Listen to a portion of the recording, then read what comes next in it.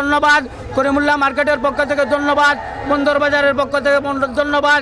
আপনারা আসার কারণে আমরা দুই একটা কথা বলতে পারছি এবং আমার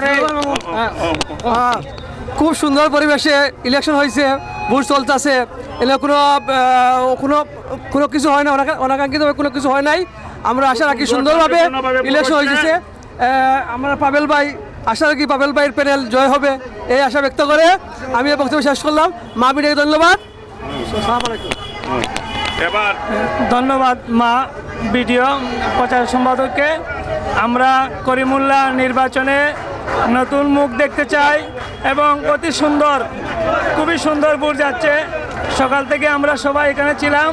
আমরা চাই যে সিলেটের করিমুল্লাহ মার্কেটে সুন্দর একটা পরিবেশে সুন্দর একটি কমিটি আসুক, এই বলে আমি আমার আজকের এই সাক্ষাৎকারে কথা বলতেছি। ধন্যবাদ এখানে যারা আসছে সবাই, যারাই নির্বাচনে করা হয়েছে সবাইকে ধন্যবাদ। যাতে আমরা সবাই সুন্দর একটি রায় নিয়ে সবার মুখে একটা হাসি ফুটিয়ে এখান থেকে যেতে পারি, এই বলে আমার বক্তব্য শেষ করছি। ধন্যবাদ সবাইকে। ধন্যবাদ মা মিডিয়াকে। এবার আপনি এখন আপনি কিছু বলেন নির্বাচন সম্বন্ধে।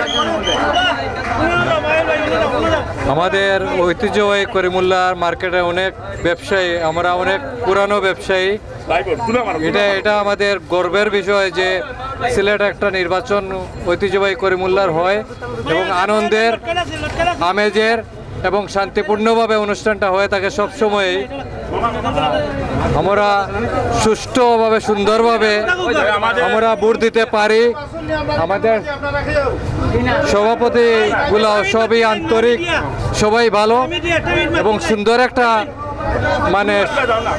একটা আমাদের প্রত্যাশা সুন্দর একটা কমিটি গঠন হোক, আমাদের উন্নয়ন হোক, ব্যবসাপাতির উন্নয়ন হোক, ব্যবসা সুন্দর হোক, একে অন্যে মিলিত হয়ে আমরা থাকি।